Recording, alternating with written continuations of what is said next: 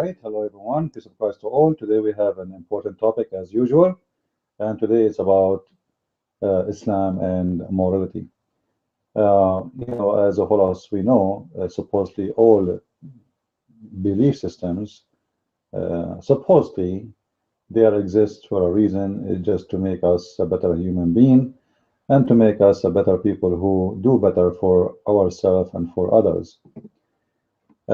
So today we are going to do a short examination of what it's called morality in Islam.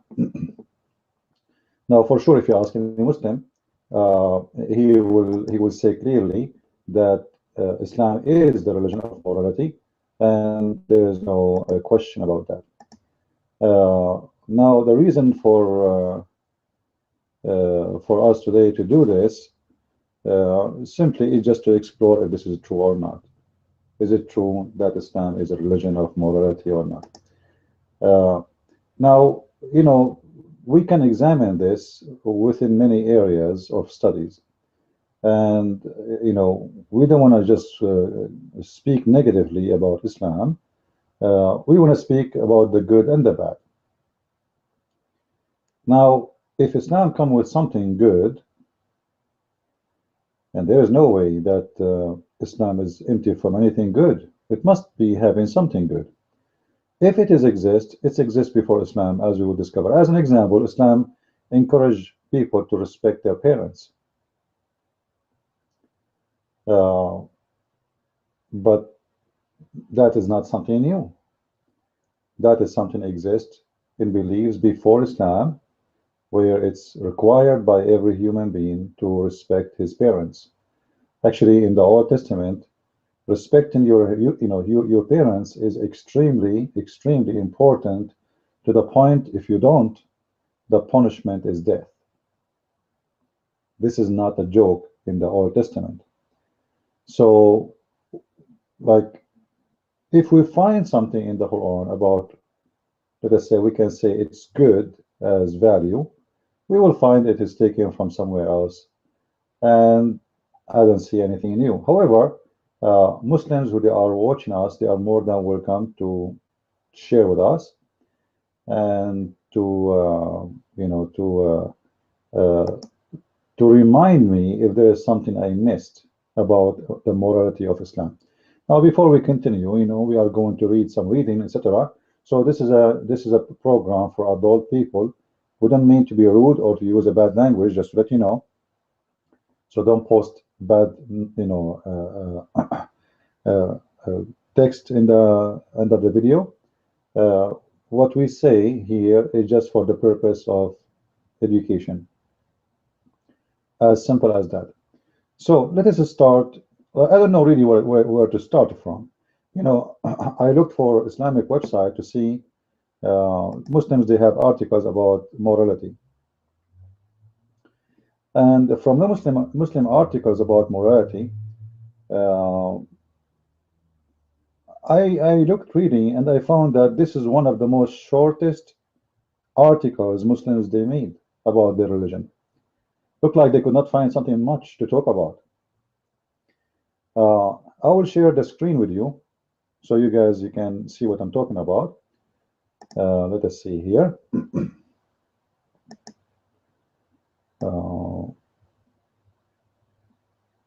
Let us share the screen. All right, this is a website. It's called Why Islam. Supposedly this is a website made for people to try to convert them into Islam. And this is an Australian Islamic website. The word morality comes from the Latin word moralitas, meaning manner, characters, and proper behavior. Okay, so they start giving us like a definition coming from the dictionary. Then Islam as a comprehensive way of life. So remember here, Islam is not a religion, it's a comprehensive way of life. All right? It composes a complete moral system that it is important aspect of its worldview. We live in the age where good and evil are often looked at as relatives concept. Islam, however, hold that moral positions are not relative, and instead define universal standard by which action may be deemed moral or immoral. Basic principle in Islamic morality. You know, I'm just showing you so nobody will say I am ignoring something about Islam. This is the Muslim presentation. This is not my presentation, so nobody can blame me saying, oh, you missed something about Islam. So if you read with me here, this is the whole article here, which is really short. All right, this is the whole article. It's not, if you print it, will not make 3 pages. It's about the morality, and I found there is nothing there, which is really weird. I mean, a religion which is supposedly the biggest morality, top morality, is Muslims speak about morality. You know, they are too much into morality, blah blah blah blah, long beard, clothes, hijab, etc., etc. And then when you present to us a study about morality, this is what we get. That's it. Nothing. That's all the morality of Islam. 2 verses from the Quran. Chapter 2, verse 177, and chapter 7, verse number 33. And that's it. Now I'm going to go to chapter 2, verse 177 to see what, you know, because I don't really understand what this verse have to do with morality. All right, let us see. Now this is a translation in front of your eyes. For me, excuse me, I don't like to read any Quran in English translated by Muslims. Simply, I don't understand it. It doesn't make sense. You know, Quran, when you read it in Arabic, doesn't make sense. So imagine you read the translation. Lord have mercy. So Quran chapter 2, verse 177. We go here. Quran 2, 177.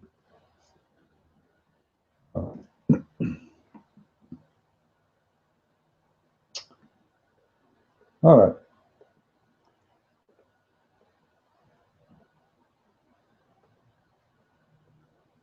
So supposedly, this is the morality of Islam. You can read any translation you want. Simply what this verse saying. The good is not to turn your face to east or west. The good is the one who believes in Allah and the last day, and the judgment day, and the angels and the books and the prophets, and give the money, you know, like give the money to who? Give the money to Muhammad, right? The one who sacrificed the money over his love. All right, to be good to those who they are relatives, and to the orphan, and the poor, and one is asking for help, and to pray and to pay the zakat, and the one who keep their promises, and those who they are patient in bad and good, etc. Now, you know what? I'm not going to do anything. I'm going just to take this verse as it is, and I'm going to examine every one of those things is required to be a moral person in Islam, to see if Muslims are really truthful and this verse fit with them. To make it simple for you, if this is what present morality in Islam in the whole Quran, all right, it is not you praying to a direction east or west. So why Muslims pray to a direction? Obviously, this has nothing to do with morality. It's not you praying in any way. Like in here, look, it is not turn your face forward the east or west. This is about prayer, by the way. This is about prayer. What do you mean turn your face to east or west? Like what does this have to do with morality? All right. So he's saying it's not turning your face toward east or west. And at the same time, later he says to do the prayer. So is a prayer required or not required? The same verse have a contradiction right away. Secondly, it is moral to believe in Allah and the last day and the angel and the books and the prophets. So what if I don't want to believe in Allah? I am not moral no more. What if I don't want to believe in his angels? What if I don't want to believe in his books? What if I don't believe in his prophets? That's it, I lost my morality. Which means Islam is really the judgment of morality in Islam is unjust and unfair, and it's a silly, you know, it's just you are assuming that anyone who don't believe in your book, he is immoral. Because the verse in front of you is a verse discriminating anyone who don't believe in Muhammad, he is not a moral person. Anyone who don't believe in the angels, or don't believe in Jibreel, don't believe in the Quran, don't believe in your prophet, he is right away thrown in the garbage. He is not moral. So the morality is to believe in this. And then he continue. The one who don't like money. I find that this is very funny, because it's Allah who made us love money.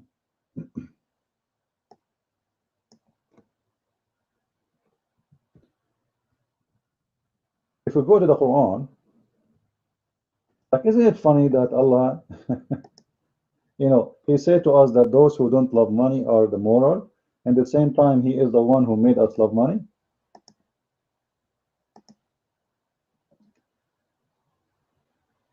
Lord have mercy.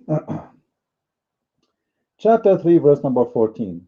Chapter 3, verse number 14. Who is talking here? Allah. What Allah is saying, you can open any translation of your choice. Beautified, sorry. Beautified for men is the love of things they covet. Women, children, much of gold and silver, wealth, branded beautiful horses, cattle, wealth, etc., etc., etc. Okay, hold on. Who is the one who make men love those things? Who is the one who beautified those things to men? Any Muslim can tell me? It's Allah. If we go to the interpretation, remember this is chapter 3, verse number 14. All right.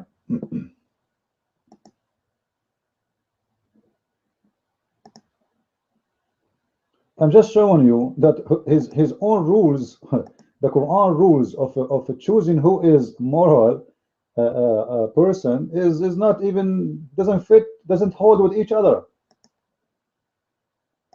He's asking you, you should not love money, but at the same time he said to you, I'm the one who made you love money. Now in here they will say to you, look at this. Beautified for mankind love of lost, that which the self lost after the call for beautified by Satan or by God as test. It either happened by Satan or by God. What do you mean by Satan or by God? It says there clearly, it is happened to you by Allah. This is not, doesn't say by Satan.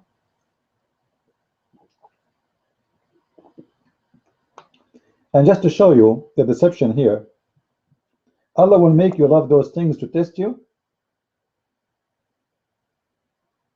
or he made everyone. Is that a test for individual or test for everybody?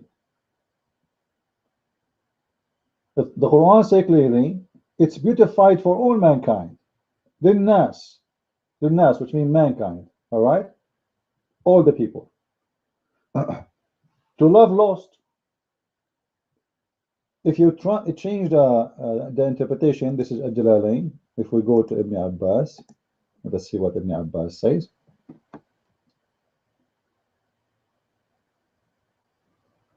You see in Ibn Abbas, the word shaitan is gone because it's Allah. Allah then mentioned the bounties of the life of this world. He has made attractive. He who? He, Allah. He made attractive for unbelievers, saying, unbeliever, Allah, He made those things for the unbelievers. Are you serious? But it says beautified for mankind. It doesn't say for unbelievers. All mankind. Beautified for mankind is what people hearts find desirable for the love of joy and the come of women, meaning slave women, wives, etc. Hold on.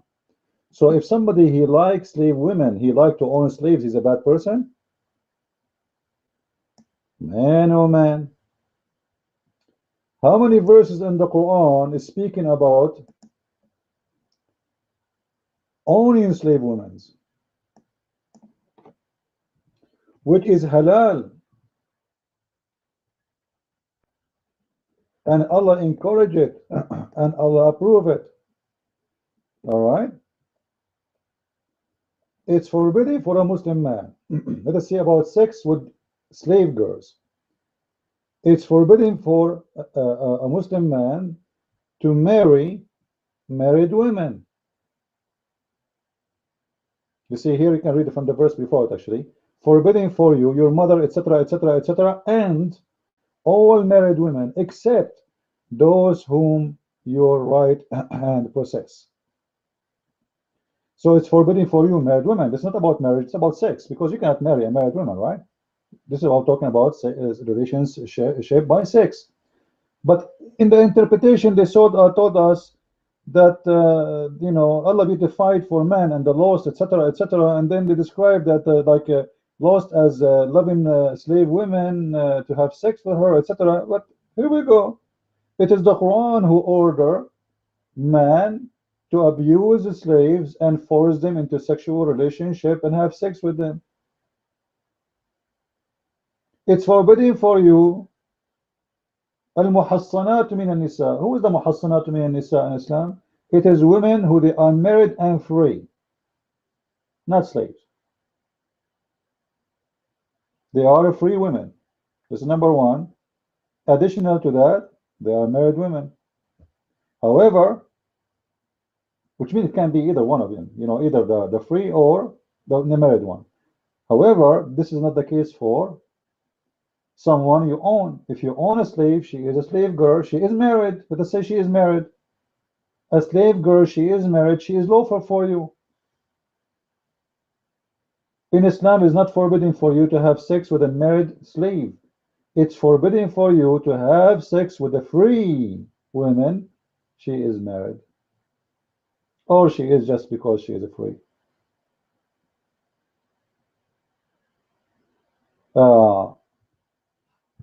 When the Muslims, they came to Muhammad and they said, some of the captive women we have, they are married to our friends. Imagine, they used to be friends in the same town.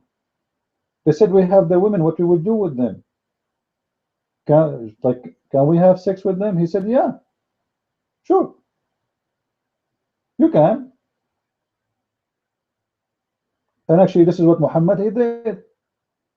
So when you say to me that morality is about coming from that verse, which we discover that all the business of Islam is loving money, and we will show you that Muhammad, he loved all those things. Allah, he beautified for people loving women and boys and money and silver and gold and horses and the cattle and etc., and all like life joy. It is Allah who did that. It's not the shaitan. And this is why I say, always when you read an Islamic interpretation, you will see how much deception Islamic interpretation they have. Because how come here the word shaitan or Satan is not appearing in the whole interpretation? It's Allah. You see, Allah then mentions the bounties of the life of this world, and he has made attractive, for the unbeliever. Well, it doesn't say about unbeliever. And you know what? Let us say about the unbeliever, just to show you how the Muslim try to make it funny. If this is only for the unbeliever, so this is lawful for you. This is lawful. For the unbeliever is not lawful. It's lawful for you to have your lust in a married women who they are slaves. It's lawful for you to kidnap women from their husbands.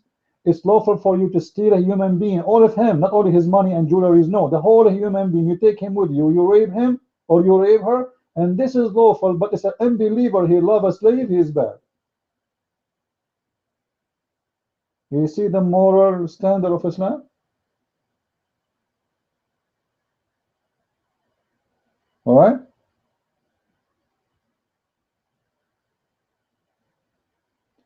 Now in here, here, just to show you the false translation, Muslim, they say to you, Allah ordained you and lawful for you all women beside those, provided that you seek them with your property, taking them in marriage. In marriage? Are you sure? Okay, let me go back to the Arabic text.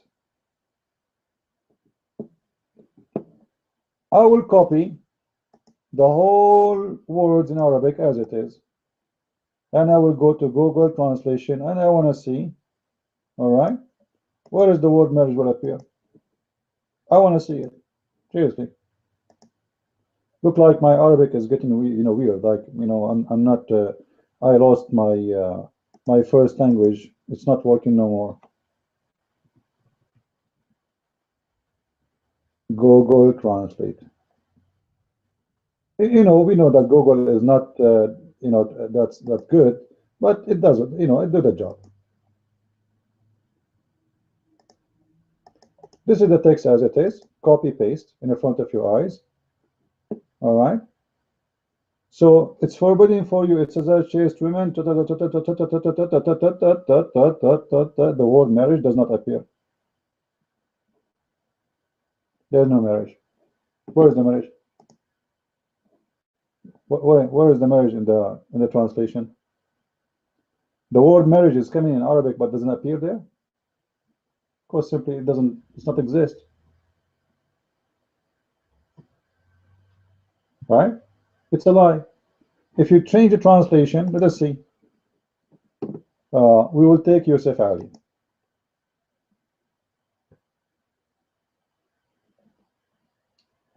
Look what Yusuf Ali he did, just to show you the fabrication of Muslim translation. Yusuf Ali put between two brackets the words in marriage. When an author or writer he put between two brackets, it means he is explaining. The fact this is not about marriage, this is about having sex. Either you don't need to give gift for a slave, right? To have sex with her already. This we know that you're a slave, you own her. But in Islam, you can seek sex by paying money. They say to you with gift from your property. What gift? Where is the word gift? Huh? It says wages. Paid in wages. There's no chastity. There's none of this. It's about if you want to have sex with someone, you want to pay her women. You want to pay the women some money for taking off her clothes, taking off her panties, excuse my language. You can pay her, and that is lawful in Islam. And this is what Muslims they call muta. Muta, for those who do not know,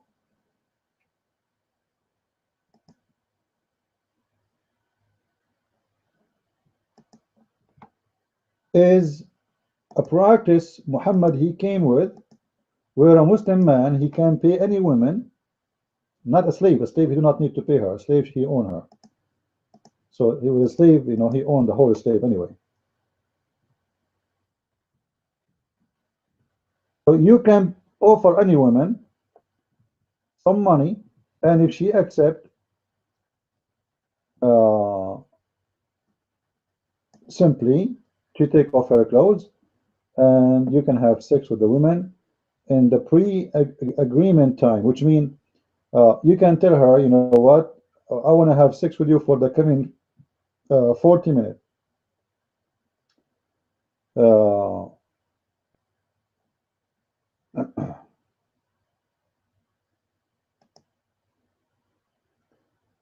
Look at this hadith, just to show you how this religion is weird.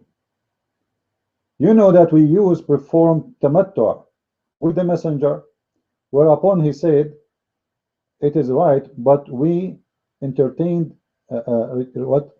entertained fear. What?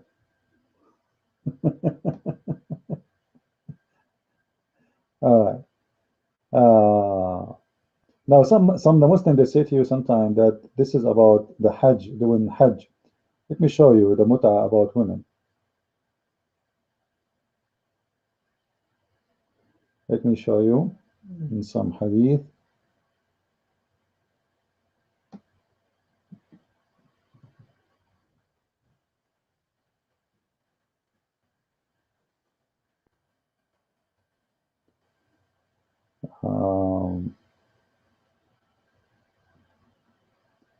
Here it shows you that Uthman is the one who forbid muta. Anyway, let's see some hadith about it. All those, according to this hadith, all those they did muta, which means they offer women money for sex. And the first who forbid that, it was Muawiyah.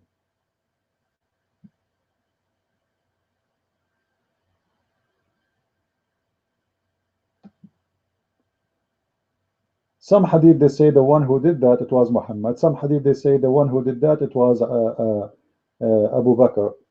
This is how Muslims are confused. Anyway, let us show you.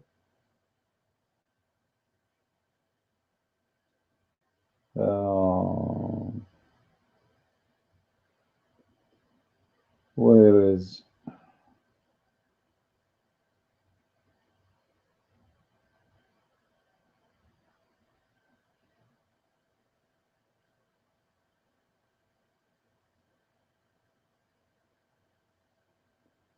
All right.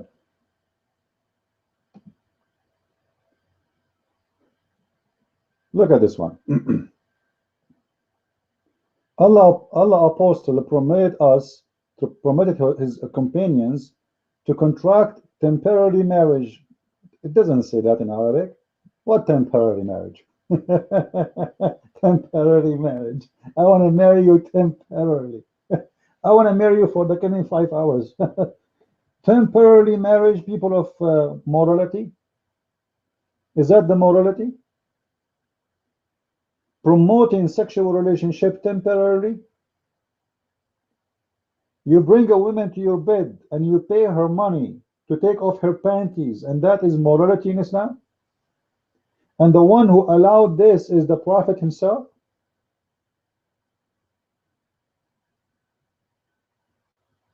The Prophet, he allowed us. He permitted his companion to contract sexual relationship by paying women to take off their panties. Yeah, now the Muslim Sunni, they say this was yes, but now we don't practice no more, and it is abrogated. The fact this does not exist. There's no one verse in the Quran that says that this is abrogated. This is a verse in the Quran. All right, chapter 4, verse 24, speaking clearly about paying women wages for sex, not marriage. This is why it's called tamattana. Tamatta in Arabic means enjoy. Enjoy women temporarily. Enjoy women temporarily.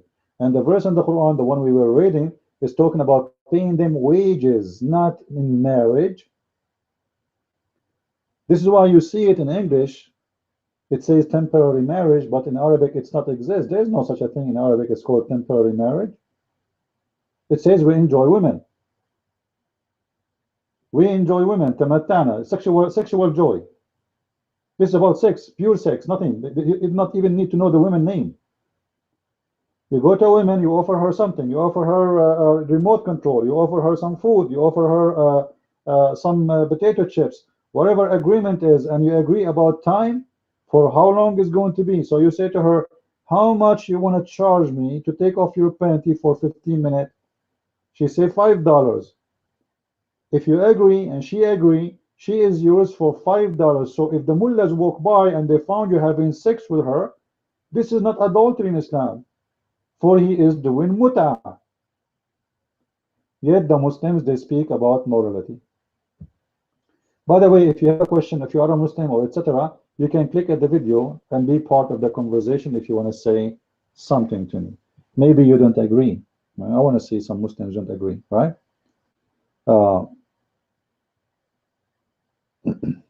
And here you will see two men. Here there's a story of two men, two Muslim men.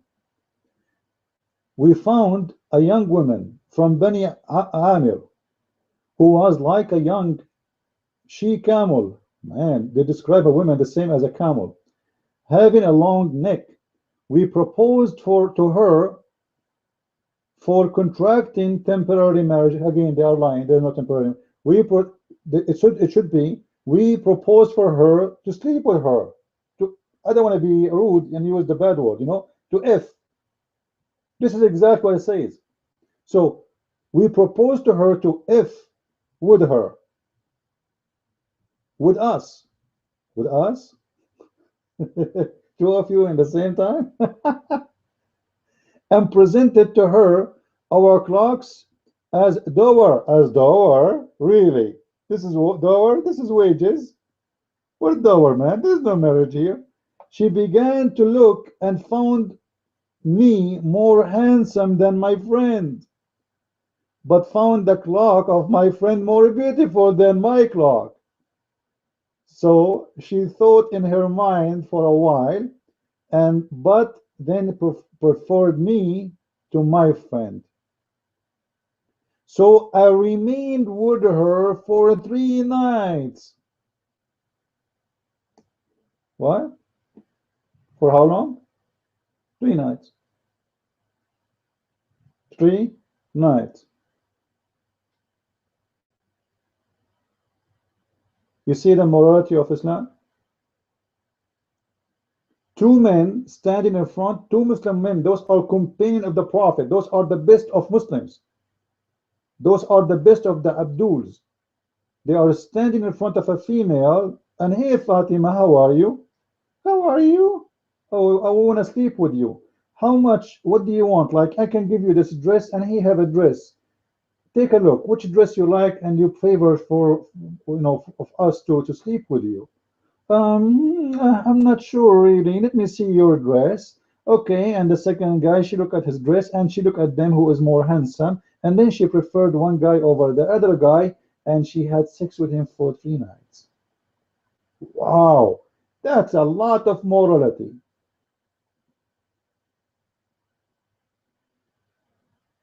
We have to admit that Muhammad is a man of morality. Like, you cannot beat that.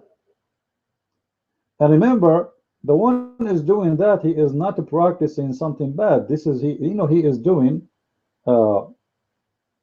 he is practicing Islam.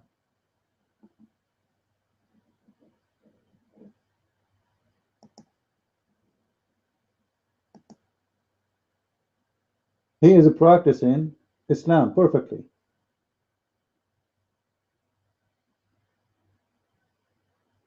So he's not breaking the law. Those are not bad Muslims. Those are following exactly what Muhammad he told them to do. And Muhammad himself, he does that. But usually Muhammad, he gets it for free. And even if you have to pay, it's not his money anyway, right?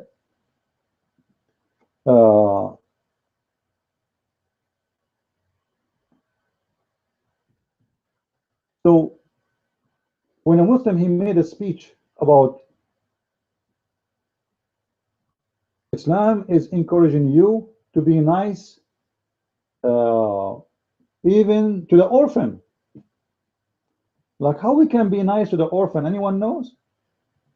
Orphan, how we can be nice to them? If you read that verse, the one they choose for us, this one, all right, it's about being nice to the orphan.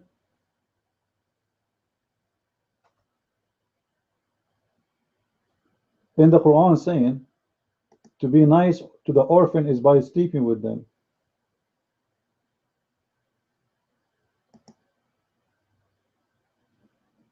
By what? By sleeping with them. Chapter 4, verse number 3. Let us see what chapter 4, verse number 3 is saying.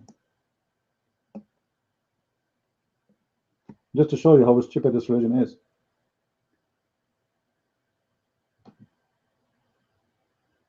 And if you fear that you cannot act equally toward the orphans, then marry such women as seem good to you. What? What? What do you mean? Honestly, it doesn't make sense, right? If you cannot be fair to the orphan, huh? Marry such women as seem good to you. What the orphan have to do if you cannot be good to the orphan? Marry women. What? Are we following, guys? There is something wrong there, right? What is the relationship between me being good to the orphan and marrying women? Anyone can tell me? I should be good to the orphan. Okay, great, that's wonderful. How I can be good to the orphan? Obviously, to be good to the orphan in Islam is by having sex with the children who they are orphans. You marry children who they are orphans, because you know the word orphan, it doesn't go for someone who is an adult. As an example, Muhammad himself was an orphan one day, for he had his parents, they pass away. At that time he's an orphan, but when he's a man, he's not. You don't say the word orphans for someone is 20 years old.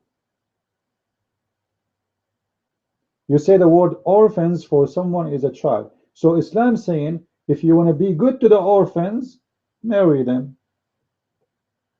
So in Islam, morality is, I cannot feed you orphans unless I have sex with you. So I go to the orphan house and I choose a child. She is 5, 6 years old, and I marry her and excuse I want to be good to her. But you know what? This is not morality. This is immoral, and this is very ugly and disgusting. If you Muslims are good, you should donate to those orphans and feed them and take them to school and take care of them without having sex with them.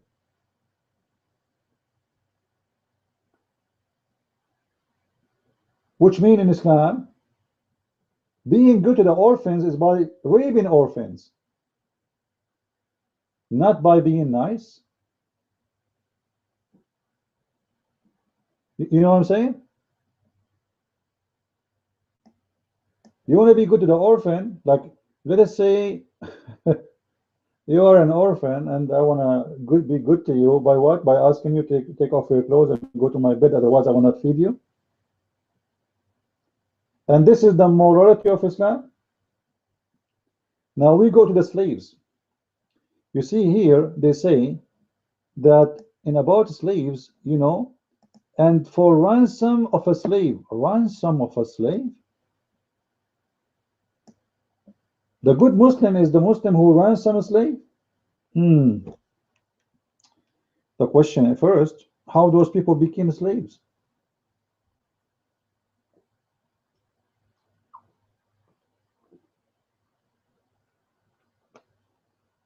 How Muslims own a slave? First of all, are we talking about ransom a slave owned by others or slaves owned by us?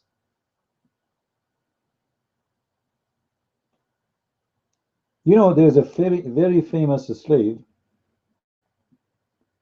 His name is Bilal al-Habashi, which means Bilal the Ethiopian. Muhammad died and still Bilal a slave. After Muhammad's death, Bilal, he went to Abu Bakr and he told him, if you bought me for the sake of Allah.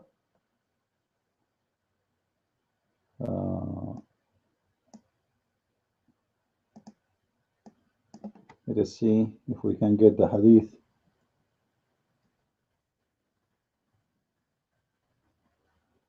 Here we go.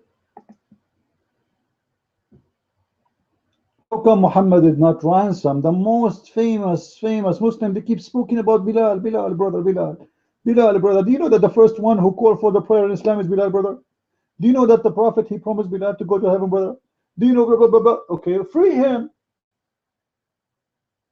When he died, he go to heaven, no problem. The first one who called for a prayer is Bilal. Why? Because he's a slave. He ordered him to call for the prayer. It's a hard job. At that time, there's no microphone.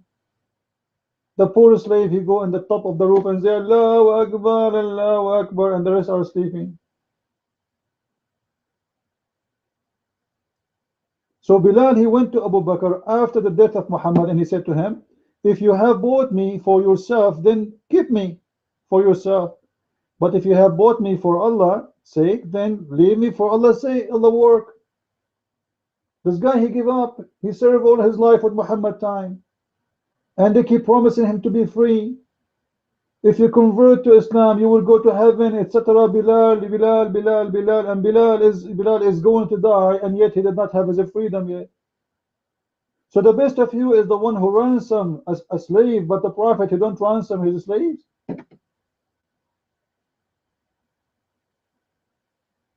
And then the slave, he go crying, going to Abu Bakr asking for freedom. And why Abu Bakr bought him? Abu Bakr is a bad Muslim? Why he's buying slaves anyway? How many years Abu Bakr and Muhammad, they abused this poor Bilal? For how many years? Most of his life. And yet you say to me, the best of you is the one who ransoms his slave? And in the Quran, you encourage people to buy slaves?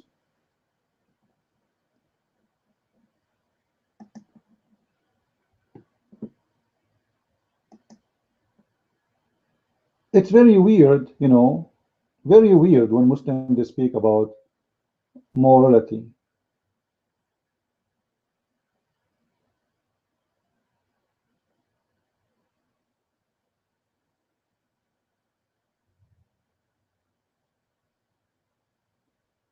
What about Muhammad? We can talk about slaves, by the way. Muhammad, like before we change the topic, Muhammad, he, like, there's a guy, he free his slave. He free his slave. Not only one, actually, more than one slave. All his slaves. So he promised that if when he die, he will let them go. So when they freed us, when he died, those slaves became free. Before his death, he said, I told them, you are free, go. He's dying.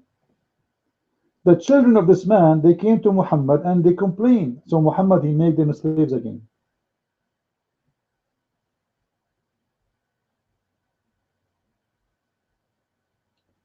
You can search in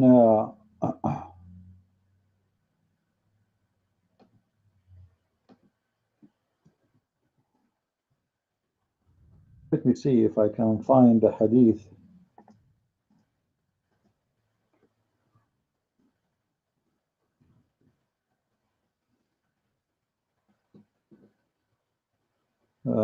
Let's see.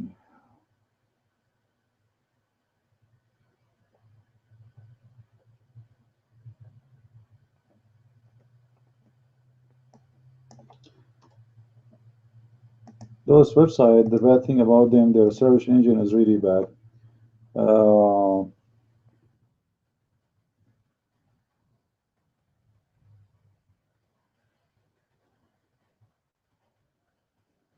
It's not coming.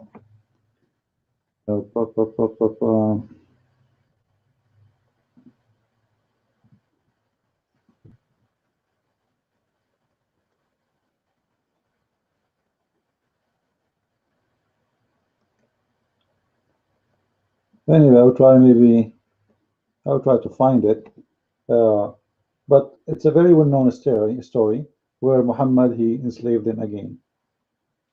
And there is a story of a blind man who killed a slave girl, you know. Let me see where we can find it.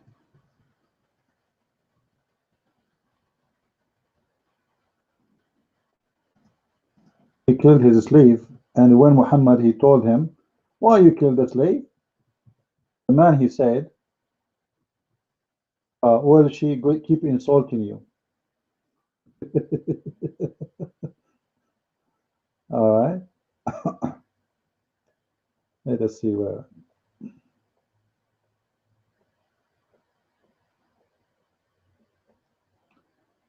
And as long as she's insulting the Prophet, so it's fine, you know. Kill her. Here we go. This is the hadith. Ibn Abbas narrated, a blind man had a pregnant slave. She is what? She is a pregnant. Just take a note. She is what? This is a slave. Not only she's a slave, she's a pregnant. Her master is having sex with her, raping her. Who used to abuse the messenger. So what the slave do? Unbelievable. The slave used to abuse the messenger.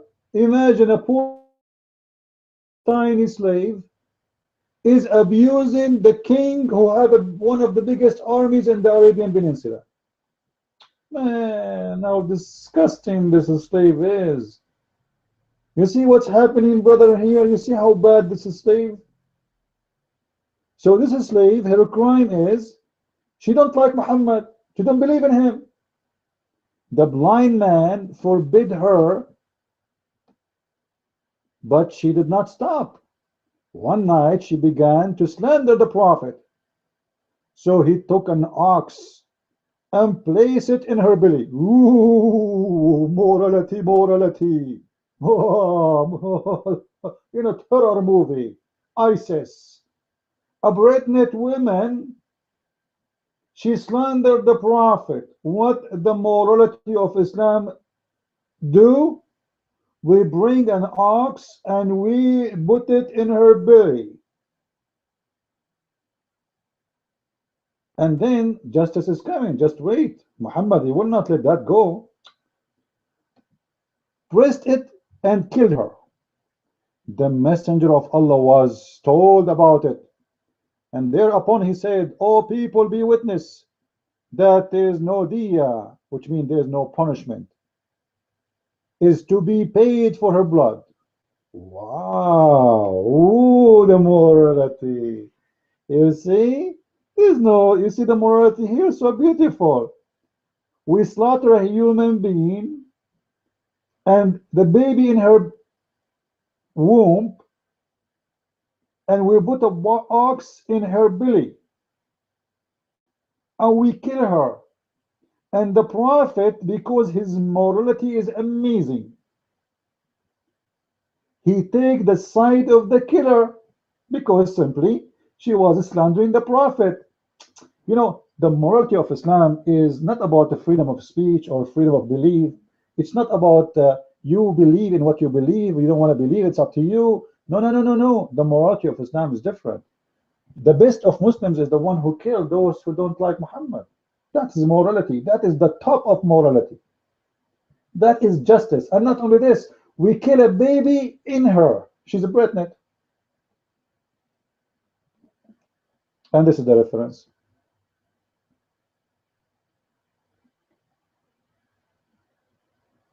Right? You see it?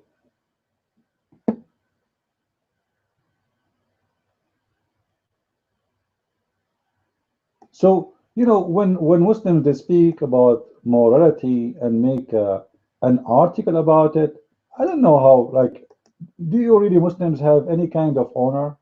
I mean, seriously.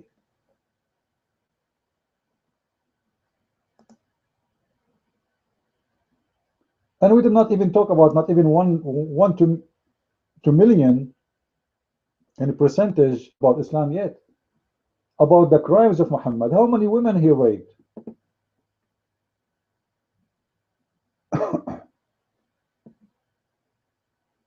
Uh,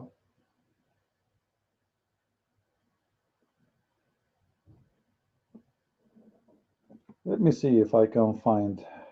I'm trying to remember the other one. The other one. Um,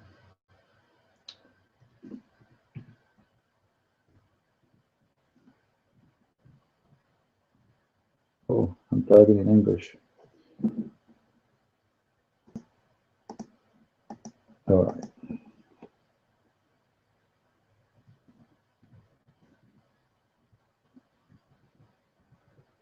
Maybe this would work. Okay. There we go. This is other Hawaii. Actually, this is a different one, but it's okay. Ransoming. There's many of them actually, but we will take this one. The Prophet came to know one of the companions he had given promise of a freeing his slave after his death. But as he had no other property than that slave, the Prophet sold that slave for 800 dirham.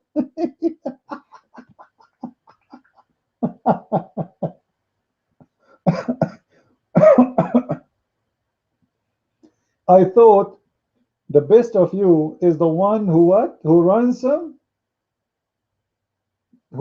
his slave. Okay, this guy, he is dying. He do not need money. What do you mean you? What do you mean you sold the slave which he free and give him the money? He is dead. Guys, listen carefully. It says, the Prophet came to know that one of the companions had given the promise of a freeing his slave after his death, not before his death.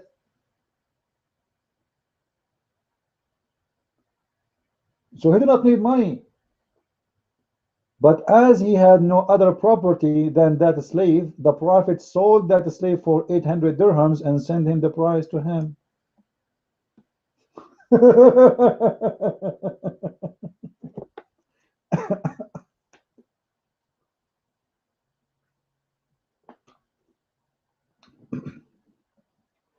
Let us see a different one.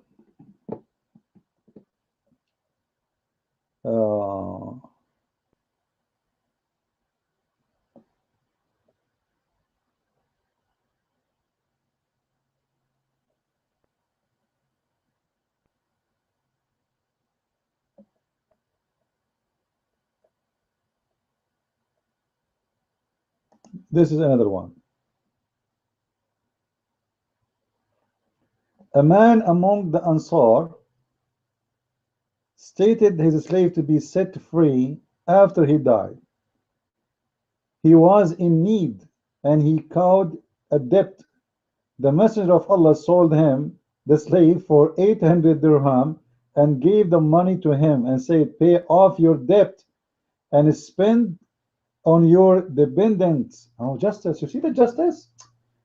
Man. So paying the debt is more important for Muhammad from freeing a human being. What about Muhammad giving from his pocket the money of the slave and say, go and pay your debt? Huh? And free your slave. The King Muhammad, who have 20% of the booty and the spoils and the slaves of every attack, of every theft, he cannot free one person? Free the man. Give the money to the man. Charity.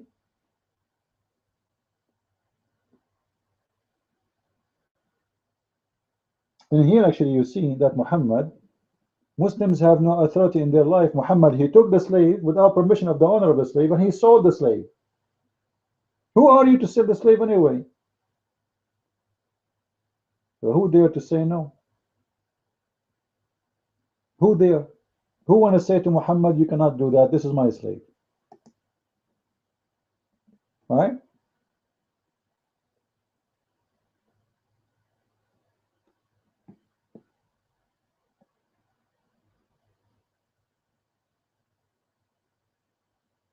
I don't know, like really what to mention.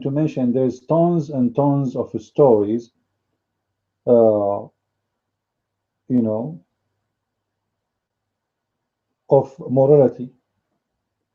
Like there is a hadith about uh, killing the childrens of the infidels. You know, the Muslims, they say to you, the Prophet said, don't kill childrens. Islam forbid killing childrens. Well, this is actually proven to be false, even in the Quran. If you go to chapter 18, verse number 74. And we can show that to you, but that will make the video longer. All right? Uh, there's a hadith.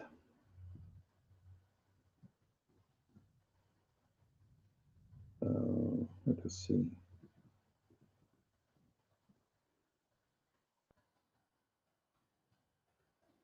When they were killing, they are attacking the kuffar, and they are killing the kuffar, and then they are killing their women and their children. And they said to the Prophet, well, you know what? We are killing their children and their women. The Prophet, he said, so what? They are from them.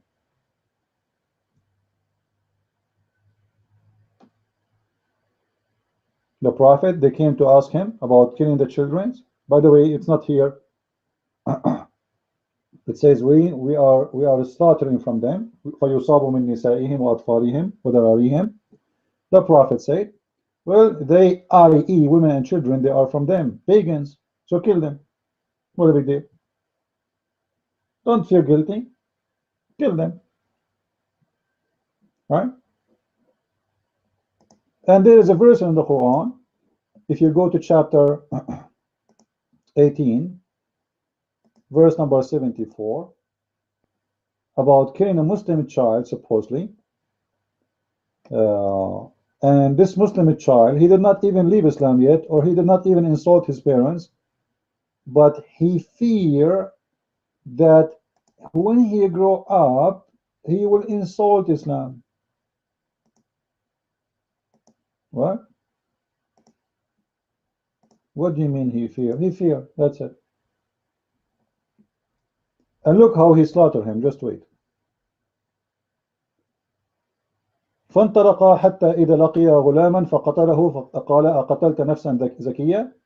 And so they went until they found a boy, and he killed him. And who is the one who killed the boy? This is the Prophet Al-Khadr. And Moses is learning from Al-Khadr, which means Al-Khadr is higher from Moses.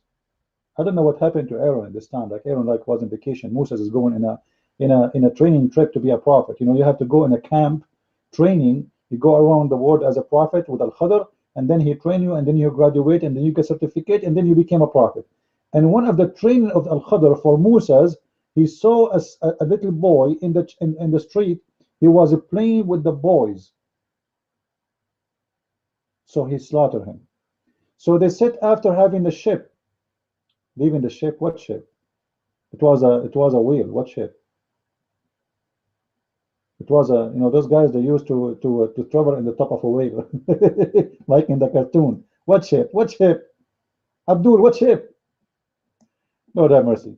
Making their way in foot until they met a boy who had not reached puberty, playing with other boys. Among his face was fairest.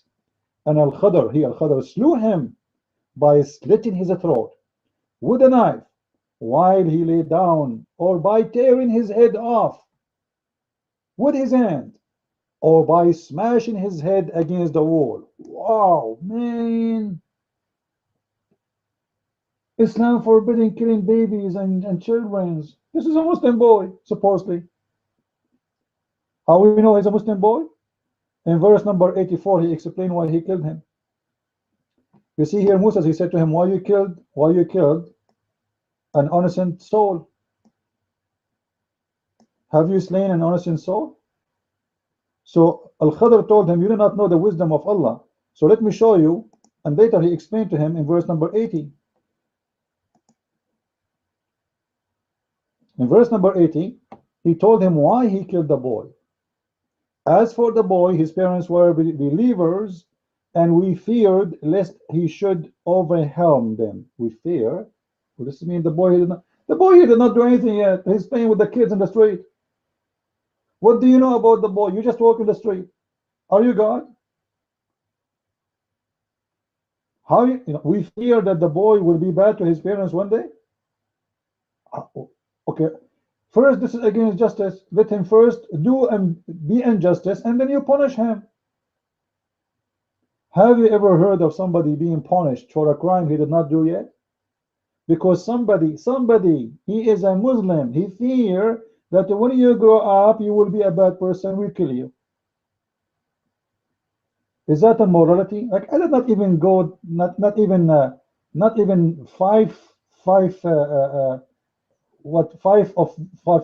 million% of Islam. We did not mention anything yet. The stories of Islam and immorality is endless because Islam is immoral religion.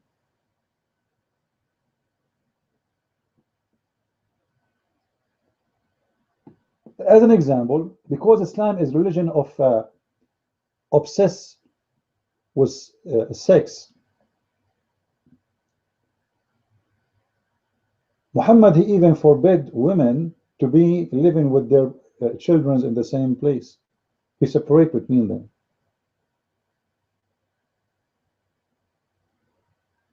But I don't know if I can find this hadith.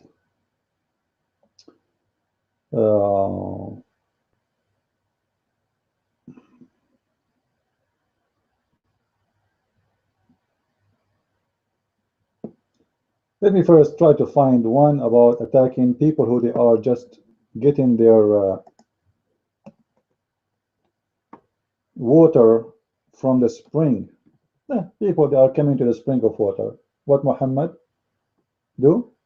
Let us see.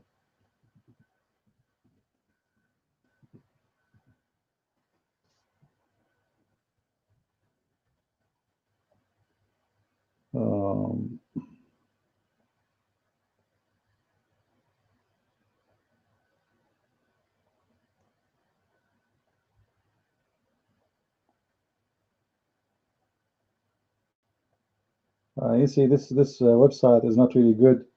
You have to find, and the numbers, they are not accurate with the Arabic one, so I cannot find by the number 2. You have to get like a unique verse in Arabic in the hadith, so you can find it.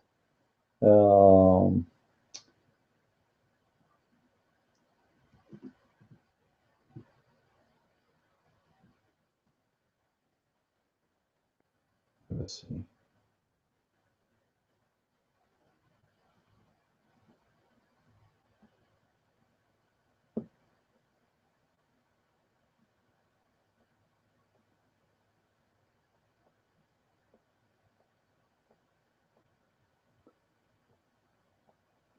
This one here is about a guy. He was saying why he was saved from being slaughtered by Muslims. They ask him to take off his clothes, and they saw that he have no hair around his private part, and that's why he was not killed. They take him as a slave. So Muslims, they used to take children as slaves, and they kill anyone who have a hair around his private part. It doesn't matter how young you are.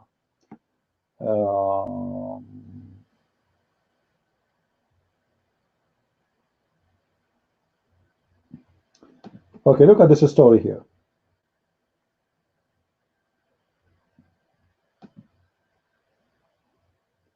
Anas said, captives were gathered at Khaybar. Dahya came out, saying to Apostle of Allah, give me a slave girl from the captives. The Prophet said, okay, go and take one. He took Safiya, the daughter of Huyay. And by the way, Safiya, Muhammad, he killed her husband, her children, and her father, and her tribe. And in the same night, they rape her.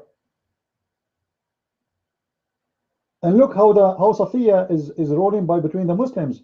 The first rapist was Dahya al-Kalbi. Then Dahya was enjoying her with his friends, and then Muhammad, he heard how beautiful she is. So he asked her to be sent back to him. A man came to the Prophet and said, "You gave Safiya, daughter of Hayy, chief lady of Qurayza, and al-Nudayr to Dahya? You do that?" Ah, look, Muhammad, he said, oh, what I did. I gave this important woman. She is very beautiful. She is the daughter of the chief. To Dahya? What a mistake. All right? And then he said, call him. Muhammad said, she is worthy for you. He said, call him along with her. When the Prophet looked at her, oh, yeah, she is beautiful. He said to him, which means to Dahya, take another slave from the captives. Captives. You see, the Muslims, they ransom slaves. What are you talking about? They don't make captives. They don't enslave women and rape them. They don't kidnap your wife and take her. No, they don't do that. Islam is religion of morality. Why people cannot listen? What's wrong with people? Can't you see how much morality Muhammad he have?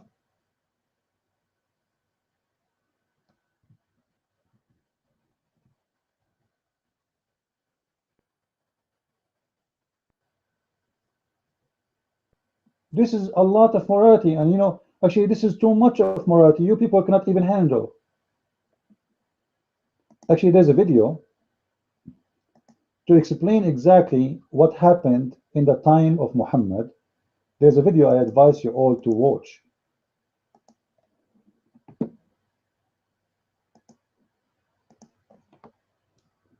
This is real now. And maybe you will understand what happened. Those are the Muslims. This is a real video. This is not a movie. This is not Hollywood. All right? Those are the Muslims. They captured those people, and now they are going to take the females from their families.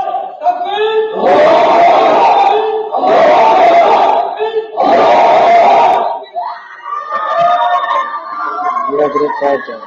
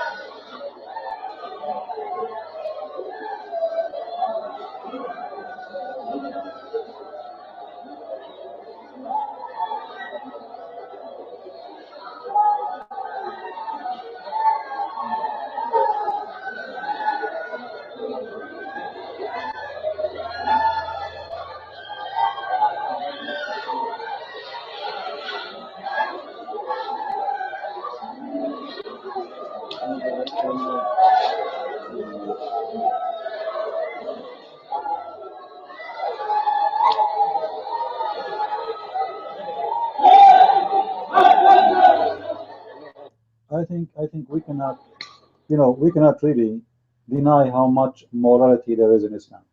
And this is in the year 2016, not in the year 1000 years ago or 1400 years ago. So those who they are misleaded, those who the naive one who think really Islam is a good religion, Islam is the most disgusting, filthy religion you can imagine.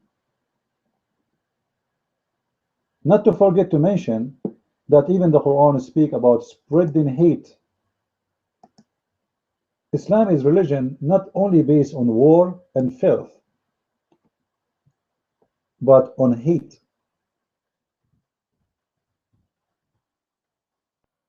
Muhammad, he wanted hate to be part, or let's say, the major column of his religion. But it's not coming. All right, let us see.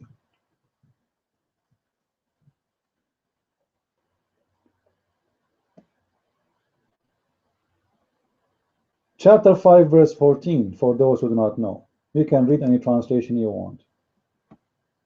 Allah, He have a plan for the Christians. He planned for the Jews. He have a plan for the atheists. He have a plan for anyone who don't believe in Him. And the plan is very simple. He is going to spread hate and enmity between you, each other. Especially for the Christians. This is why I say, when I see Christians fighting over Protestant and Catholic, I say to them, thank you very much, for you are serving the plan of Allah perfectly. For this is Allah's plan. Allah has a plan for you. You Christian hate each other, fight each other, and Allah is doing His job by your hand. So anytime you see a Christian naive one, that's why I believe, seriously, those priests and ministers or etc. who divide the Christians, like this, like as an example, James White, this mental guy, he cannot talk about anything except attacking the Catholic. There's no question. The second, he will never attack Islam, but he cannot live without attacking the Catholic. For simply, this is a person who is serving the devil of Islam. He defends Islam and he attacked the Christians. For Allah, He said it clearly, I am going to string them with enmity and hatred between one to other to the day of judgment. So Allah have a mission for the Christians. He will use people like this man, and for sure there's some from the Catholic, they do the same too, right? Just to be fair, from both sides, whoever is evil, He will use them to divide you and to make you fight each other and put hatred. And remember, we as a Christian, we should love even our enemy. So how a Christian, he hate his own brother in Christ? That is not what Christianity is about, right? A Christian, he have hate, he is not following Jesus. But the target of Allah is to make Christians hate each other, curse each other, condemn each other, even go for war against each other. For this is the best of His plan for you. And whoever follow the plan of Allah, he is a follower of the devil. He don't belong to Christ, and Christ do not know you. This is why for me, anyone he start dividing the Christians, I put X on him. It doesn't matter who is he. As simple as that. You don't need to agree with the Catholic. You do not need to agree with the Protestant, because simply there's no way I can agree, me myself, with my own church in everything. We are different. Our thinkers is different. You marry a woman, you live with her maybe most of your life, and there's no way you agree about anything. I mean, everything you agree about, this will be actually even a boring life. So this agreement is fine. The important is what we agree upon in major, that all of us, we believe that our Savior is the Messiah. They believe in the Trinity. I am not a Catholic, everybody knows that. I found myself more close to, let us say, a free thought of a Christian, which means not to be a person who belongs to a church name, to be a person who belongs to the Messiah Himself. You have the gospel, you have the teaching of Jesus, you have what He gave you, all right? So I do not need to be a Catholic, I do not need to be a Protestant, I do not need to be anything. All what I need to be is a follower of Christ. And I don't think any priest can come with wisdom better than wisdom, right? So we do not need a priest. And I believe strongly that priests, they can use by the devil, the same as the devil used Muhammad, to divide us. Jesus said, be aware from those who come to you in the clothes of a sheep. Right? Because those you trust in. So when you see a Christian or someone who claims to be a Christian trying or working hard to divide the Christian, this is not a Christian act. Stay away from him. A Christian person is, let us say right now, someone of you is he don't agree with me. Even if you don't agree, you should talk to me with in a loving way. You know, my brother, you are wrong in this. Let me explain to you why. All right, no problem. That's good. Correct me. Like sometime, you know, one of you, he correct me in saying things in English because, you know, English is not my first language. So sometimes I pronounce things not in the correct way. So one of you, he correct me. Is that a problem for me? No, actually, I'm very thankful. Thank you. Actually, what his name Millions, he said to me, it is not say sized him, it says seized him, right? Thank you for correcting me when I was reading it. So correcting someone should be based on love and appreciation, you know, and you are doing the act of a Christ, not because you hate him. Muslims, they act toward others, they think that they are God and you are filthy, they are clean and you are pig, they are the moral and you are the immoral, and they are the good and you are the bad. You are the najis, which means the trash, the sewage, and they are the worthy for Allah, because that's what Allah told them. And like as an example, many people do not know. Like, you know, I saw once a stupid actor, what his name, Russell, whatever his name, I forgot his name, about no-go zone. And everybody started making fun about whoever said that there's no go zone in England, right? Right? Or in France, sorry. But I can show you no go zone in a second. This is part of Islam. In the Quran it exists, and you can go right now.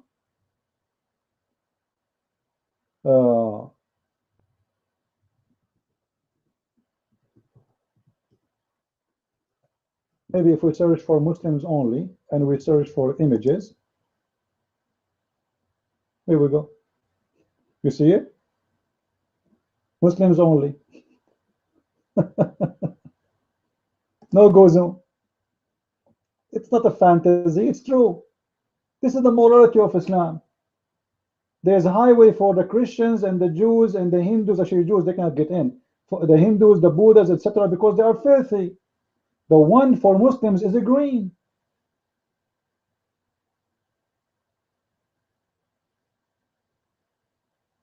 The one for non-Muslims is red. You see it? For non-Muslim, blood. Blood. For the Muslims, it's a green. Peace. You are in the blood zone. They can slaughter you anytime. This is morality. You see, even Muslims, when they seek refugee, they don't go to Islamic countries. They go to the infidels countries because they know that Muslims are not people of morality. They spend billions of dollars to build mosques, but they will not feed a hungry person. Because Islam seeking power to control, to conquer, not seeking poor people.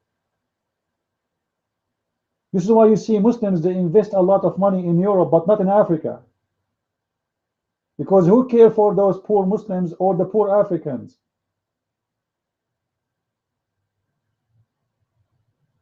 Saudi Arabia have $780 billion in USA. But they don't have $100 million to invest in Somalia. And this is a Muslim country. And there's almost 24,000 child die every month in Somalia from hunger. Right? This is the Muslim morality. They want to build like I saw in the news, like a head of the mayor of a city or something like this in France. He refused to accept the mosque to be open because he found it's built by the minister of Islam in Saudi Arabia, who said he want to destroy. He's asking the Muslim to destroy all the churches in the Arabian Peninsula. Well, this is what Muhammad said, not this guy. The Muslim, they wish to destroy all the churches in the world. This is not on. This is not this guy. So you should close all the mosques, not only that mosque.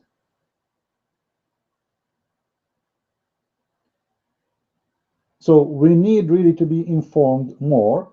This is not a religion of morality. And by the way, if you don't believe me that this is in the Quran, no-go zone is in the Quran. All right, let me show it to you.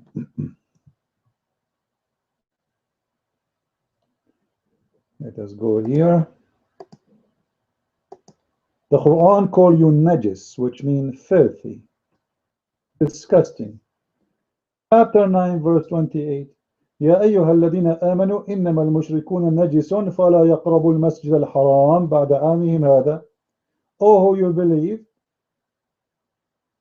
the mushrikeen, it means those who worship God beside Allah, or even do not worship Allah at all. Those are filthy. Like here they say to you unclean. It says filthy, like sewage, you know, najis, very ugly, dirty word. So don't let them allow to get from the sacred mosque. And this is not only the sacred mosque, is, you know, the whole city of Medina and Mecca. You cannot enter those cities. And then actually Muhammad, he said, Christians and non-Christian, actually, according to Muhammad, Christians should not be allowed in the Arabian Peninsula totally, all Arabian Peninsula, not only in just Medina and Mecca. He said, should not be to religion in the Arabian Peninsula.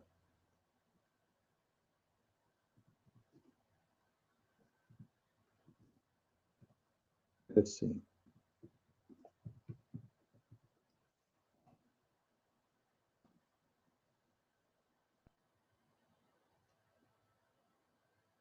Malik said, etc., etc., etc., etc.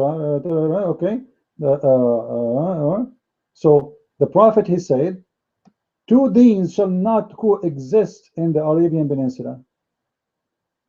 Therefore, expelled the Jews from Khaybar. This is the morality. You expel their people from their land because you believe that those are not from my belief, not from my religion. So we have the right to expel them, cleanse them from the earth. Yes, this is the morality of Islam.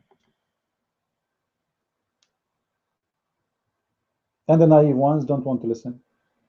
Now, please, guys, those who watch my videos, I'm not like I'm making most of my videos unlisted, because you know there is risk always to lose our channels by keeping them listed. So what you do, please download my videos and load them again in your own channel. This way we spread them all over and we lower the risk. All right, now especially those who they can find a little reason here or there to flag the video, but I'm keeping those who they cannot play games with it. Actually, all my videos, there's no reason for them to be taken down, but you never know. So right away, when we make a broadcast, please download the video, post it in your YouTube, and even if your account is small, in case you do not know, you can trim them. Okay, there's many softwares for free. You can trim the video and make it like this one, make it series, and make it as a playlist, part 1, part 2, part 3, you know. So you can cut them if you don't have a big account, because some account allow you, as you know, for long videos to be posted, some they don't. All right, so download the videos, and this way you help us post the videos in your blogs.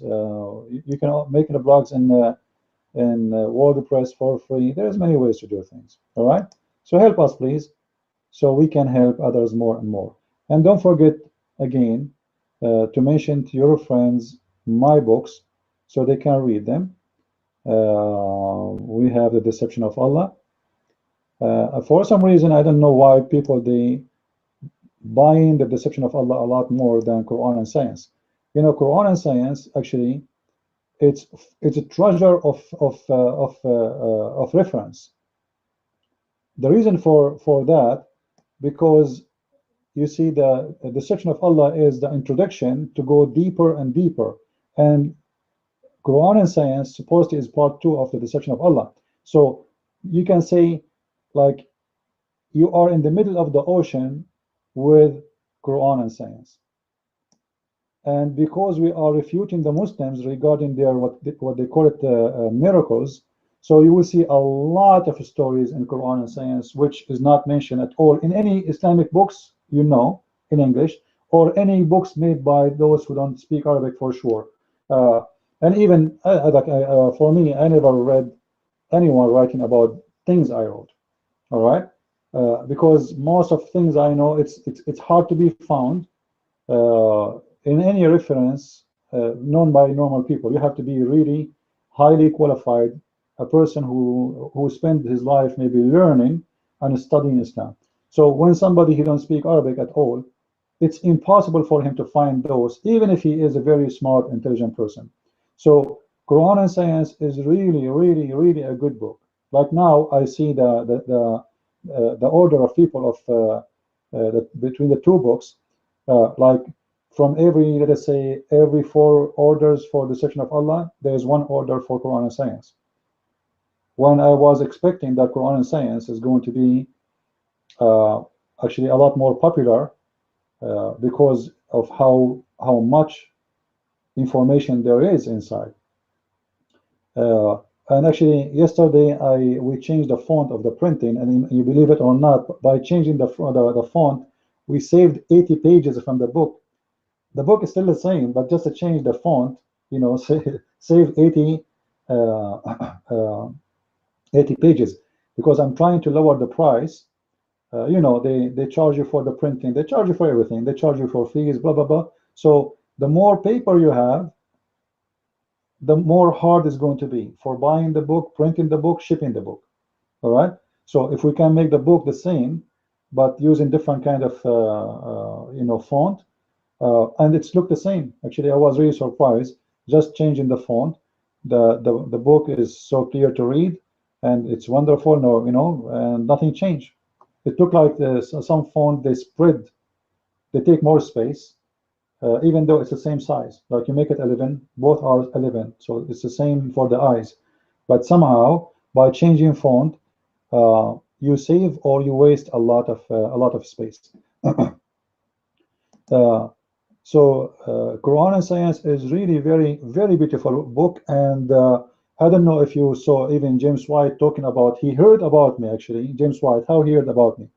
Because brother Sam Shamoun, he make articles studying my books, especially the section of Allah and Quran and Science, and specifically Quran and Science. Many of Sam Shamoun articles, he is making it from Quran and Science, as he told me, you know. So this is a very, very nice book to have, full of reference, and I hope soon we will have somebody to help us to translate those books to different languages. You know, we need German, we need, like right now we have, successfully we were able to have our French book, which is The Secret of the Arabian Prophet. In the French they say it, Les Secrets du Prophète Arabe. So the translation, it's let us say, it's kind of the deception of Allah with some adjustment, but the translation is very fantastic. You know, I'm really happy with the translation of my work, and we need your help to tell your friends about this book, especially those who live in Canada, speak French, countries who speak French. And if you have this book already, please don't forget to make your review, honest review. And by the way, those who make fake review, like, don't make fake review. Amazon, they can shut down even your account. It's going to say in the top of you when you make a review, verified purchase. So if somebody is not real, like how you want to get my book, if like Deception of Allah, some of you have my book because I sent it as a gift.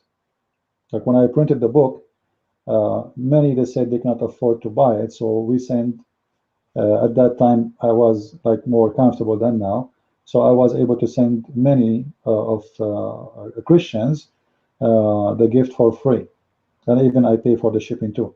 But now we cannot do that. So how you can make a review unless you buy the book? You know what I mean? The only one who can make review without buying a book is Muslims.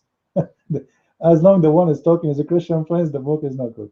Anyway, so don't forget to make a review, and people, they will see in the top of your name verified purchase, which means you bought this book for read, and then your review will be valuable. And if the book is good, say it's good. If it's not, say it's not. We don't want Islamic taqiyya lies here, right? We have to be honest as a Christians. Okay, somebody is asking question. Fifi rocks. Fifi rocks. What is your question, Fifi? Sorry, I just saw your. What is your question? Can you give me your question? I just noticed your text.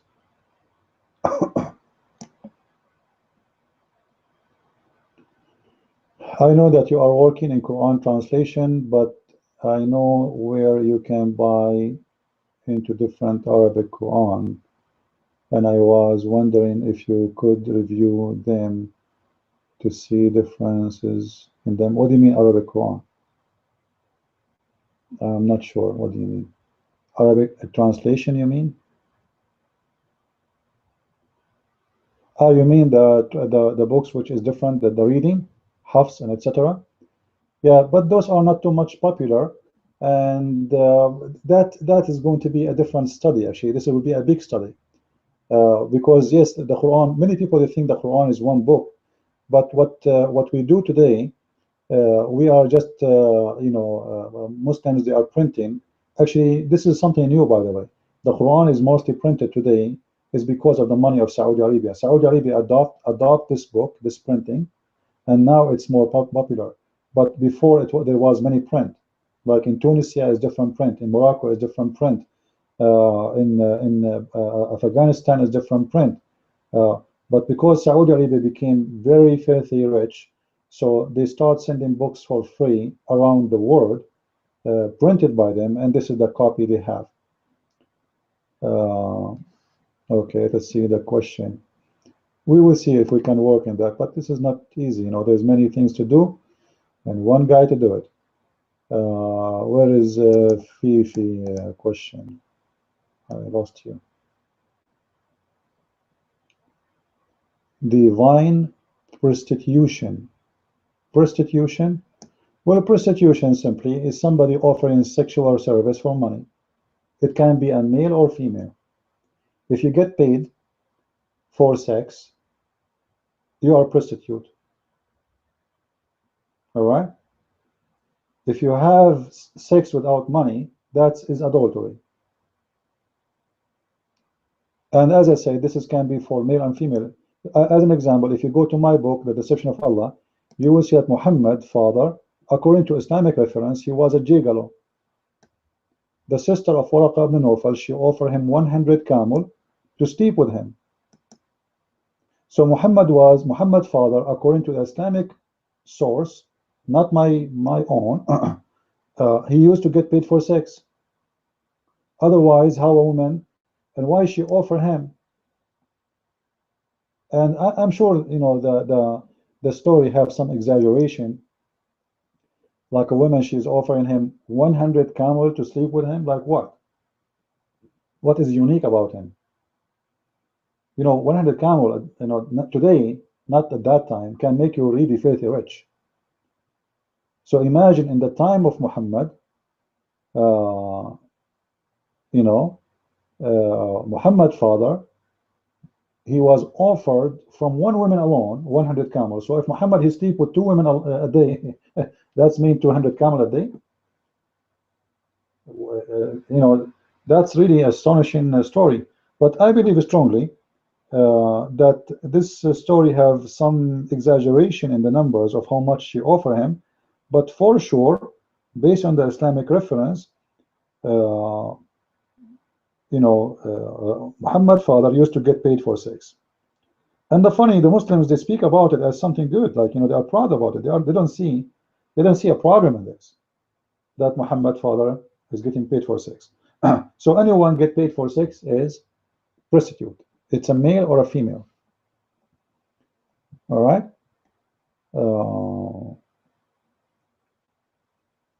Did Muhammad use this flag the same as ISIS? Yes, actually the same.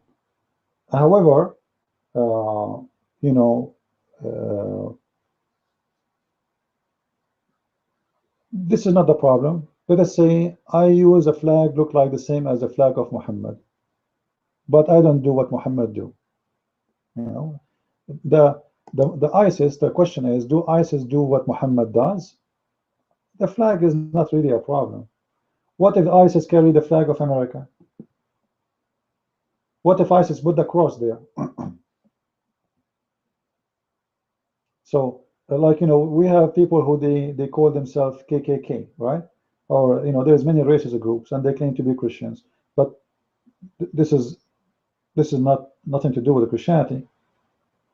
Hitler, he have a symbolic for his fascism cross, but this is not a Christian cross and have nothing to do with Christianity.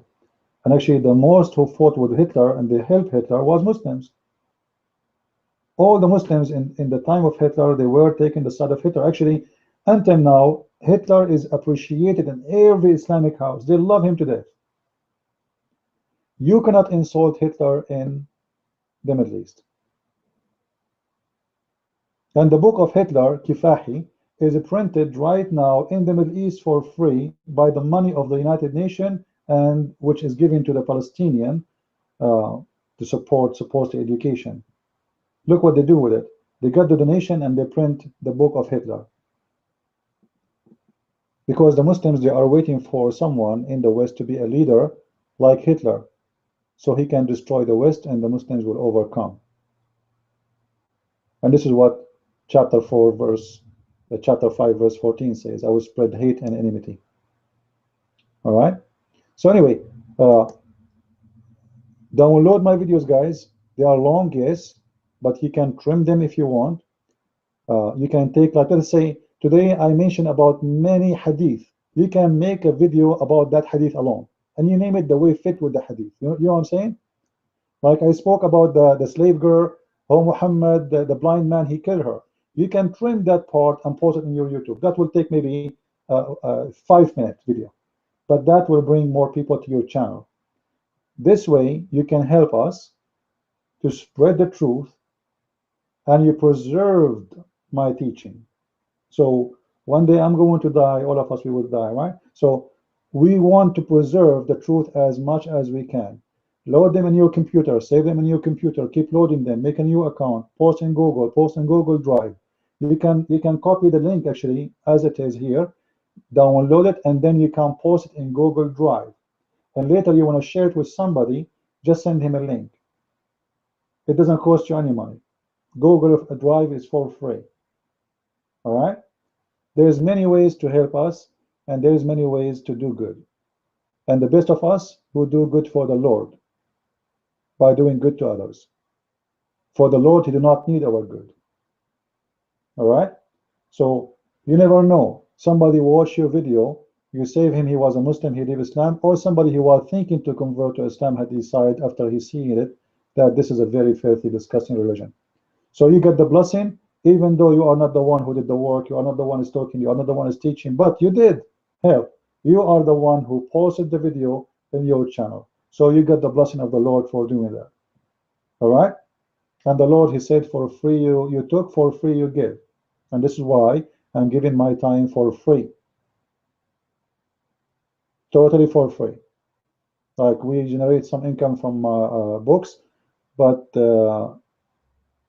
I wish we do not need to sell the books to make income. But sadly, nobody sponsored and help us in our mission. We have many dreams to do. I have a dream to build a center to teach missionaries, Christians about Islam, how to debate Muslims, how to debate scholars. You know, I have many dreams, but you know, sadly, there's nobody is helping. However, we have a few of you is helping us in donation, and I'm very thankful for those who they are doing this. And if you like to help us too, you can go to this website and feel free to help. You can give $1 a donation a month, not $100, not $200, not 1,000. Like, consider yourself inviting us for a coffee once a year in a coffee shop if we deserve it. For some reason, nobody is signing no more to donate, and I don't like to talk about it, but as long as we mention this, so let it be. You can assign yourself to donate for me once a month, and you can make it $1 if you want, which means $12 a year. I don't think this will break your budget, right? So the important is how many people support and how many people care, and the important that you do your best to help. Like we have 50, I'm not sure really how many people right now we have there supporting and donation, maybe 54 people, but we should have thousands of people helping, because we can really do a lot with the help. You know, if you go in the donation, this website, you will see two kids, they want to go on a trip around the world. Trip around the world. Two teenage, all right? And they got a donation of $35,000. And it's very weird that we are doing what we are doing, risking our life, and still nobody help. So two kids want to go around the world. Kids, they are not 14 years old. People donate to them. In our case, nobody help. So we appreciate those who like to help. And however, if you don't, it's up to you. I'm not going to like, you know, people, they have a reasons for to do or not to do. And by the way, in this website, you can make a user nickname, which means me myself, I will not even know who is the one who donated. I will not know your name. When you enter the the card, the Visa or MasterCard, this goes to the company directly. I don't see it. All right.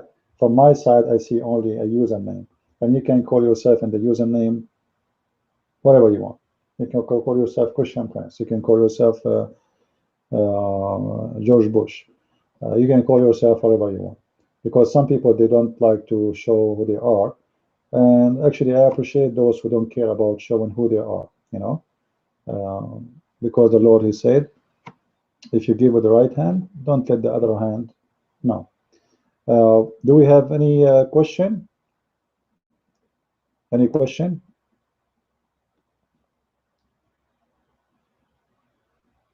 Yeah, translating to Polish or any language, you know, I appreciate anyone who want to help in the translation.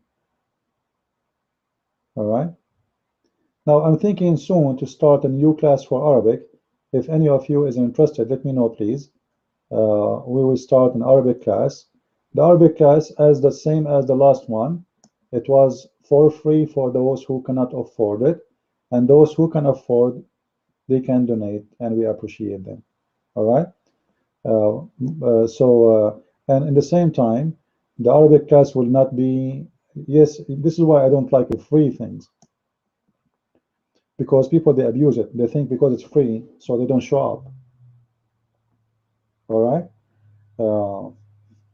The human being have a habit. If he pay for something, he feel guilty if he did not get it.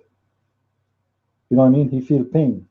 When you give it to him for free, he don't appreciate it. So they register in the class for free, and then in the beginning they are 17 or 18 people, and then the second class they are 14, and then the third class they are 12, and then after many classes we are like only 9. So from the 17, 18, there's only serious who there are 9. So in the beginning, we wasted our time with many who don't need it. But I believe the reason they do that because it's free. Like if you know, if you pay for the movie and you don't go, you feel bad, right? You feel stupid. You know, you paid for it. This is why sometimes free is not a good idea for many. They abuse it. I passed my Qur'an and Science book into Muslim, believe it or not. After he read, I am the guy from Manchester who come to your talk. My question is there any compression with the flag of ISIS and the flag of Muhammad. What we know that it's the same, generally speaking, it's the same flag. But as I say, this is not really important. ISIS, they don't present Islam because they have the flag of Muhammad, but because they are practicing what Muhammad did. As an example, burning human beings alive for not being a good Muslims or for leaving Islam. This is a practice by Muhammad and by his followers. Let me show you. The first one actually who ordered to burn people by fire, it was Muhammad. And then even to burn trees and to burn, even to dig in the graves as they do right now in Syria and Iraq. Like here you see the Prophet of Islam, he's burning the village. Let's see.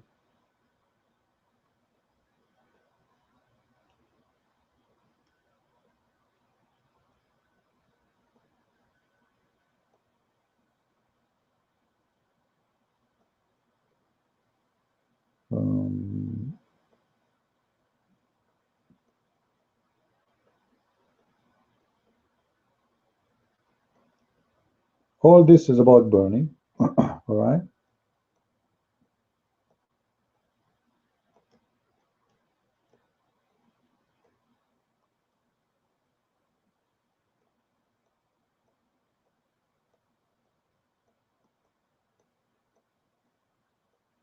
Let us see.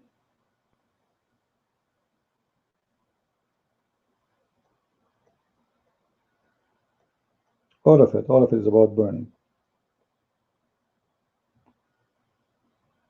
Yeah, here, this is a hadith about Ali burning people alive.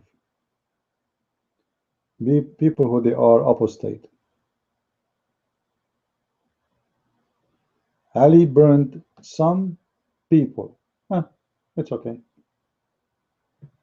Let me show you the hadith on the screen. Sorry, I thought the screen is showing. All right, I did not notice that. Let us see.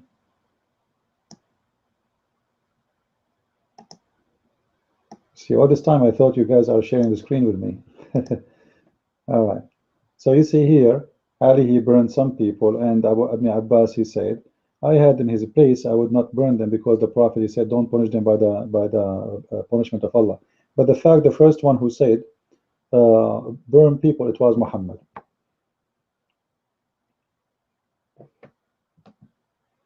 He said, go and burn, etc., person.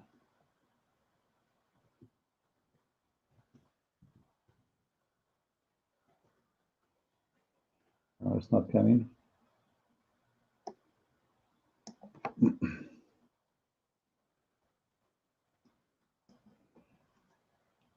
Weird.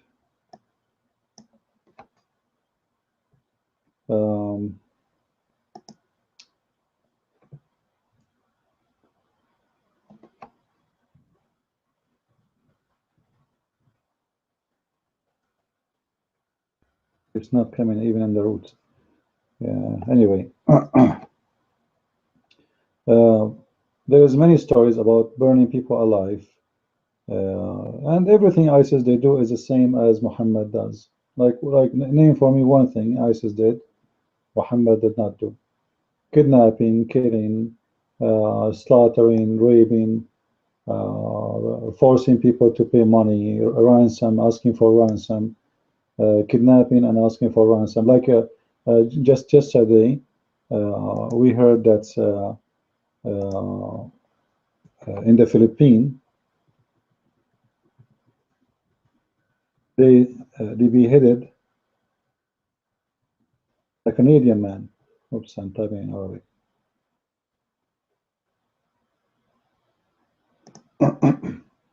Right? They kidnap him and they ask for a ransom of $6 million or something like this, and they want the money. If you don't pay us, we will kill you. That is the morality of Islam. All right. This guy, the poor guy, is a tourist. And this is showing us how coward Muslims are. Like, they are not attacking military.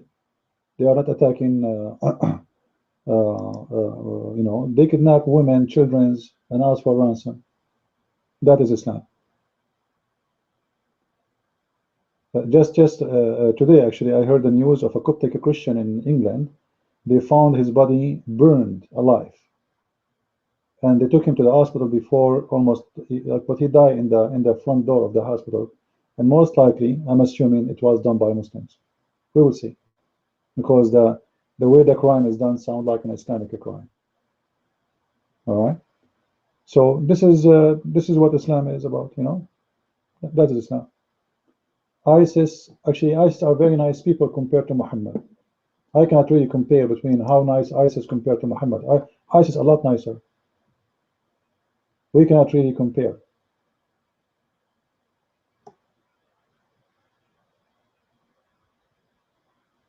And we can prove that, you know, with facts.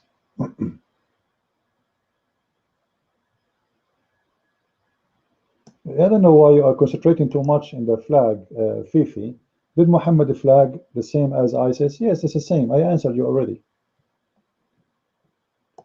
Now, some people agree, some people don't agree, but who care about the flag? That's why I'm saying to you, I don't really care for the flag. But you keep repeating the same question. I don't care if the flag of Muhammad, it was exactly the same. Let us say there was some differences. That will not change anything. What is important for us is the value of Muhammad and the value of those who hold the flag. Is ISIS practicing Islam when they are killing people, or they are not? Are they slaughtering because of Islam saying slaughter, or not? Are they kidnapping because Muhammad he said kidnap, or not? This is the important. It's not the flag, it's not the clothes, it's not the color. If ISIS they grow beard or not, who cares? Is the beard the problem? Is the flag the problem? Or the crimes is the problem? All right? So we don't want to focus in silly stuff. We want to focus on something serious. The serious about ISIS, they present Islam perfectly. And actually, all Muslims are ISIS. As an example, in Saudi Arabia, do they do beheading? They do beheading, yes.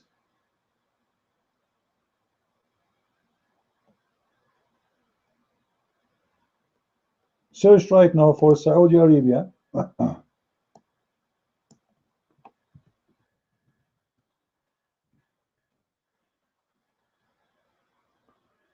I'm typing in Arabic, so okay.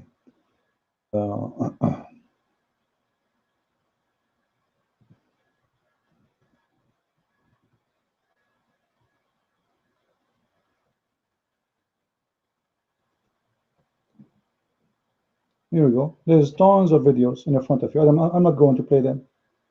All of it is about beheading. This is in the public, in front of thousands of people watching in Saudi Arabia today. This is not ISIS. Just yesterday, the Mauritania, the government of Mauritania, the court issue a judgment of execution for someone who insulted the Prophet. Government, they are ISIS. All of them, they are ISIS. Don't fool yourself.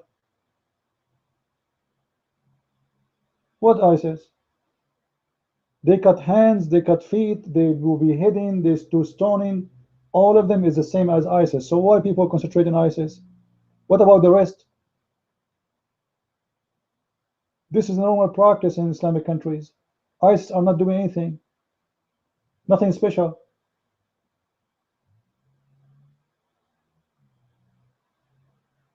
And I'm very serious about that. Name for me one thing ISIS they are practicing the Saudi are not doing.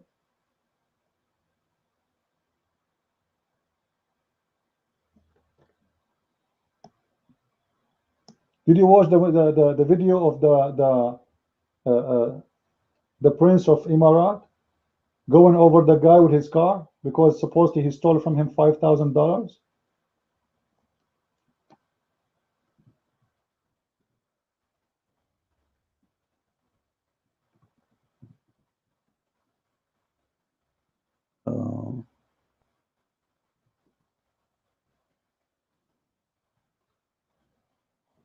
Let's see if we can find the video. Here we go. Did you see this video? The videos produced by the UAE Tourism Authority tell of a simple desert people who have turned their oil-rich country into a bustling center of commerce. And its failure to take action against one of its own, caught on tape in what can only be described as sadistic torture. Just the first few seconds of the 45-minute tape are damning enough, and it gets... He put salt in his anus. He beat him with nails. He go in the top of him with his car, and the police are around. The police are holding him for him. He's a prince. This guy is a prince. The one is shooting at this poor guy. This guy is a prince. So what ISIS? Seriously, what ISIS? All of them, they are ISIS. Those people, they have no morality. They have no dignity. The human right for them is a joke. And you people in the West, you are living your fantasy. You think this is ISIS. What ISIS? ISIS, ISIS, ISIS. ISIS is nothing. Every Islamic country is ISIS. In Afghanistan, in Pakistan, they burn Christians alive. What ISIS? In Yemen, just yesterday in Yemen, they slaughtered someone just because they said he is insulting Islam by posting on Facebook.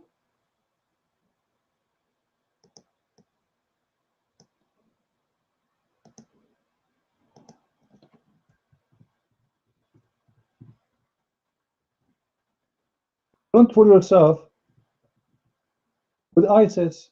ISIS are not bad compared to the rest of Muslims. Are the same. They are. This is Islam. This is the guy. This is the poor guy. They killed him today. Just today. Just today. What is a crime? According to them, he's an atheist. That's it.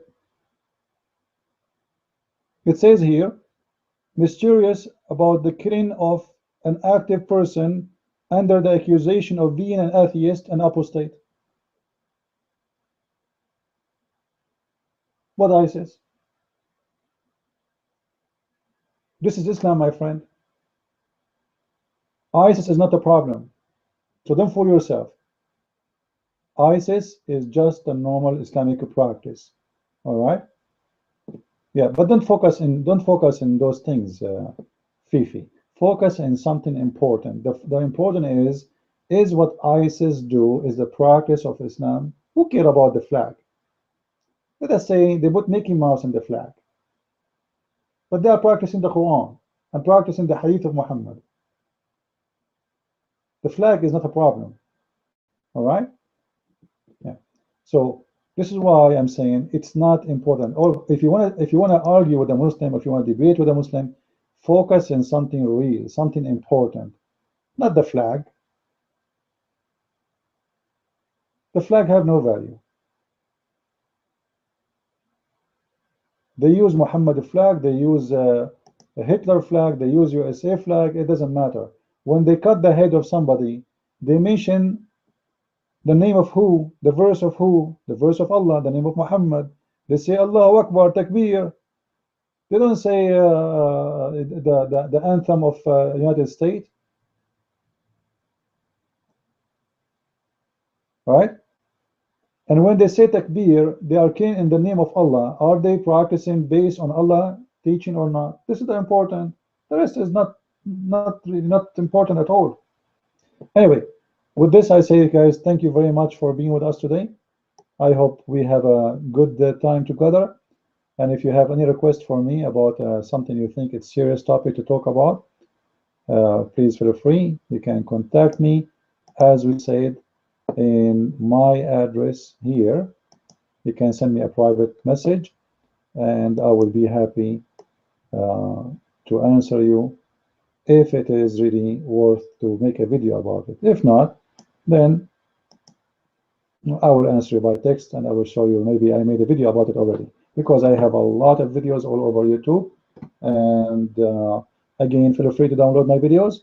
And with this I say, God bless you. Christ is Lord. Islam is bankrupt and has no morality whatsoever. See you soon.